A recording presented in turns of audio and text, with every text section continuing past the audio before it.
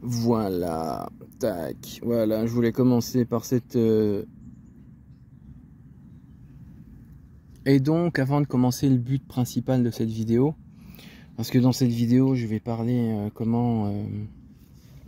de contradiction, on se fout de ma tronche ouvertement. Mais avant, j'aimerais parler des humiliations constantes que tout le monde me fait en répétition et puis de manière en équipe. Mais là, je parle de tribunaux, je parle de police, je parle de docteurs, je parle de gens qui sont censés représenter une certaine neutralité et une certaine image déontologique. Et vous voyez, on me dit, ouais, ça c'est une chose que je vais reparler dans, dans les vidéos. C'est là, pourquoi je fais des vidéos? Parce que personne ne m'écoute, tout le monde me coupe la parole. Et puis,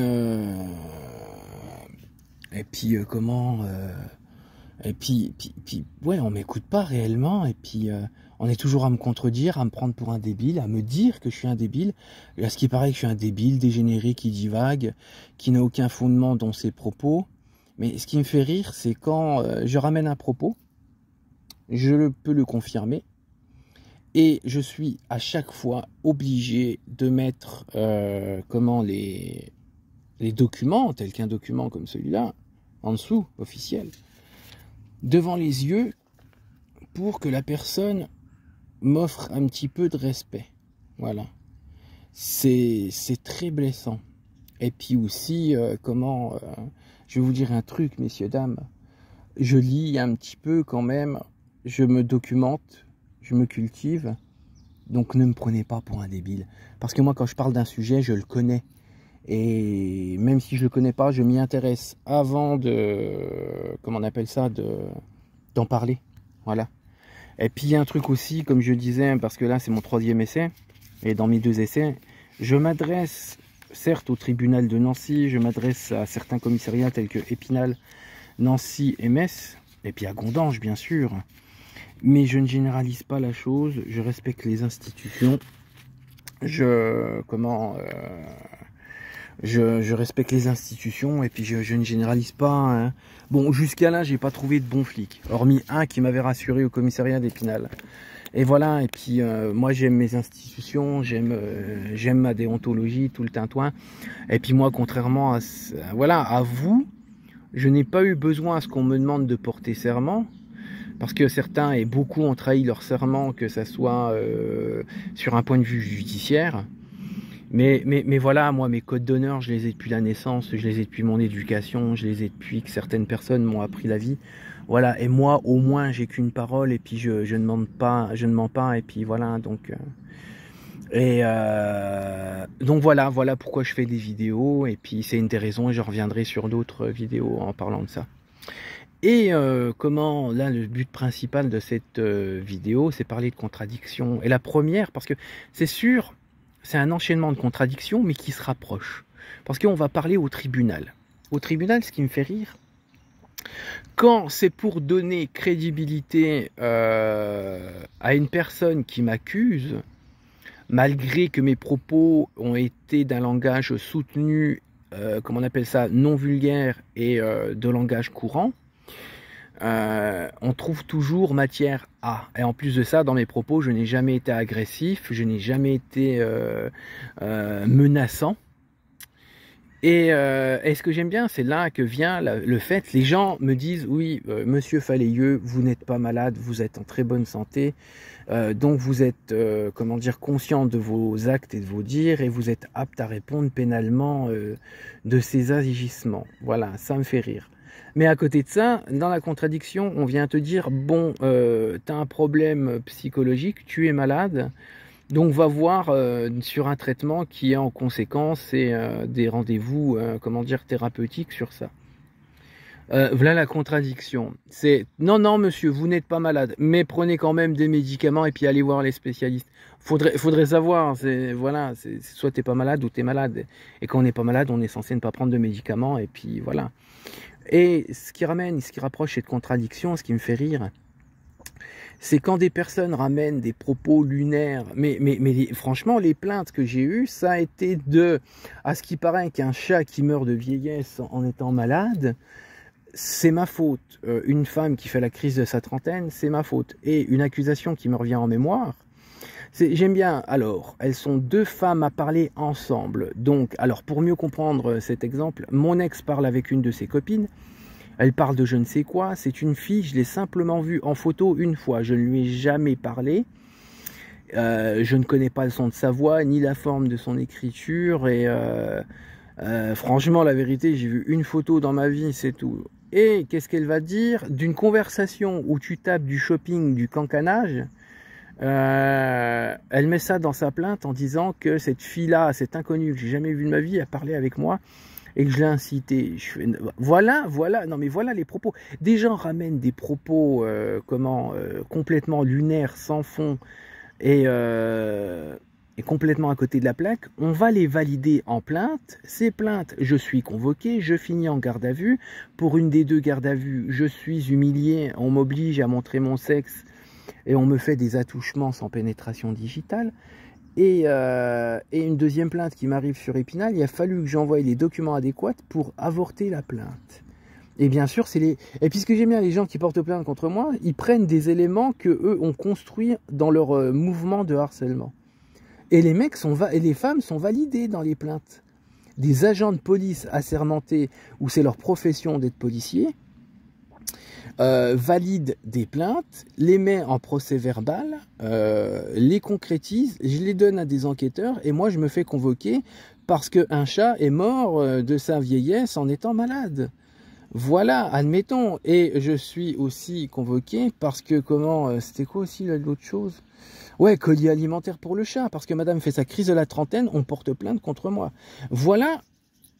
Après, voilà ce que je reçois. Moi, je viens dans un commissariat, c'est là quand on revient la chose, les gens me disent oui monsieur Faléieux, vous divaguez, vous dites n'importe quoi. Et puis ce que j'aime bien, les gens font en sorte de me déstabiliser, font en sorte de mettre la pression. J'aime bien, tu es la victime, tu viens porter plainte, mais on te met la pression pour que tu puisses parler. Après on te fait un semblant d'écoute. Mais on dit, mais monsieur, vous vous exprimez mal. Mais c'est normal, tu m'as mis la pression, je bégaye, je sais pas quoi dire. Et comme j'ai dit récemment, c'est une histoire qui dure c'est un harcèlement qui dure depuis 3 ans. Environ, peut-être plus, je sais pas. Et donc, j'arrive, on me déstabilise, on fait en sorte de me faire bégayer, on ne m'écoute pas. Et même j'ai eu une policière, limite, elle se tortillait sur la chaise, elle regardait son téléphone, puis elle me faisait des ouais, tu vois, qu'est-ce que tu veux faire avec ça? C'est déstabilisant. Et après, on vient à me dire, mais monsieur, vos propos sont vagues, faudrait avoir un début, une fin. Bah déjà, ça serait bien de m'écouter, les gars, les femmes, et tout ça. Et puis voilà, et ça serait bien de m'aider à aller contre ça. Et même quand je ramène des éléments, capture d'écran et tout, des éléments probants, on me dit monsieur, ce ne sont que des mots, vous divaguez, vous exagérez, et vous vous mettez la pression tout seul. Et alors que ce que j'aime bien, quand ça vient, je veux dire, au début que c'était en plus de manière explicite, on me disait clairement, Faléieux, tu vas finir éparpillé dans un champ, ta voiture un accident de voiture, ça peut vite arriver, tout ça. Voilà, tu ramènes du probant, de la menace explicite. Mais quand ces gens qui te font des menaces explicites en viennent, j'en parlerai encore dans une autre vidéo, en viennent à te parler de manière implicite et mettre plusieurs sous-entendus. J'aime bien quand c'est des personnes qui ramènent des propos implicites qui se sont amusés à monter après m'avoir harcelé. Ça fonctionne, je me prends une plainte dans le nez. Mais moi qui ramène une accumulation de menaces implicites, je suis un dégénéré qui divague et j'exagère, je suis paranoïaque et j'en fais trop. Et c'est là que j'aime bien, pour en venir à la contradiction, j'étais en très bonne santé pour valider le côté concret que certains agents de police ont reçu des outrages à agents, soi-disant, avec un langage soutenu, non agressif, non vulgaire. Et à côté de ça, on me remet l'étiquette de complètement dégénéré mental pour dire, malgré que c'est marqué ouvertement, Faléieux, on va monter à 10, on sait où t'habites, et qu'on balance mon adresse. Ça, j'adore, un truc que j'ai jamais fait, même en m'énervant auprès des policiers que je m'énervais. Les gens sont allés jusqu'à faire des chansons sur moi, à écrire ouvertement mon adresse, mon véhicule, tout, ils sont allés chercher dans mon passé jusqu'à mes 15 ans, voilà. Et on vient me dire, ouais, Faléieux, t'es paranoïaque, t'en fais trop. Et après ces menaces implicites, des menaces explicites, on m'a fait des implicites. Ah mais non, comme l'autre qui essaye, là, j'en peux plus, la tête de porc, qui dit, ouais, je suis pas obligé de parler de toi, bah, je sais pas, tu mets mon nom, tu mets des commentaires qu'on a déjà écrits ensemble, qu'on a déjà échangés, mais tu parles pas de moi. Et c'est bizarre ça, je sais pas, à moins que j'aie un jumeau ou je sais pas, tu sais. Voilà, il y a un problème là-dedans. Le pauvre, je plains celui qui me ressemble avec la sale gueule que j'ai. Mais voilà, il faut arrêter les gens de me prendre pour un débile.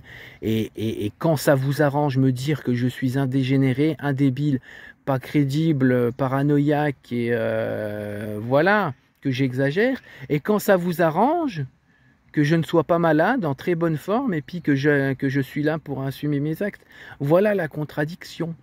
Et puis il faudrait savoir, j'aime bien, t'es pas malade, mais va prendre des médicaments. C'est, monsieur, dame, s'il vous plaît, remettez-vous en question. La vidéo, bah, ça va aller à 11 minutes, on va l'arrêter, vous avez compris mon propos. Et puis bah, bien sûr, pour en revenir à ce que je disais, moi au moins je tiens mes engagements, moi au moins je tiens mes obligations, moi au moins je tiens mon code d'honneur, j'ai pas besoin d'assermentation. Et personne n'a tenu... En plus de ça, en plus que personne ne tienne ses engagements déontologiques, et d'assermentation. C'est les gens aussi s'amusent à, comment dire, à faire du parti pris, parce que messieurs, dames, dites-vous un truc, quand tu es un homme accusé, coupable ou condamné, ou tout ça en même temps, je vous le dis, et même que tu sois accusé à tort, il n'y a pas de neutralité, c'est un mensonge. La police ne sera jamais neutre, les tribunaux ne seront jamais neutres. Les gens qui entourent ce système-là ne seront jamais neutres. Les docteurs la plupart des docteurs que j'ai vus, surtout un, n'a jamais été neutre. Il m'a reçu comme une fiance. J'ai été mal accueilli. Je me permettrais pas de dire maltraité, ça serait exagéré comme mot, mais mal accueilli et soi-disant qu'il devait m'examiner de manière neutre. Non, du tout. Et ah ben oui, t'évites le méchant, surtout quand t'es un homme contre une femme, voilà. Et voilà, donc, et puis bien sûr, je précise, quand un policier vous appelle, faites attention. Même si vous êtes censé être officiellement la victime, surtout si vous êtes un homme et qu'il y a des doutes sur vous, et surtout à 100% quand tu es l'accusé, un flic ne t'appelle jamais dans la bienveillance. Il est là pour te soutirer des informations, pour te pénaliser, avantager la personne qui est ou se fait passer pour la victime. Et non, il sera jamais convivial avec toi, camarade ou quoi, ou il veut ça. Comme j'ai dit là dans une vidéo, tu es juste un réceptacle à information pour qui il a aucune estime, aucun respect. Et qu'est-ce que je voulais dire d'autre sur ça? Et puis voilà. Et puis voilà, aucun respect. Et prenez un avocat commis d'office quand vous avez des choses comme ça. Prenez-le.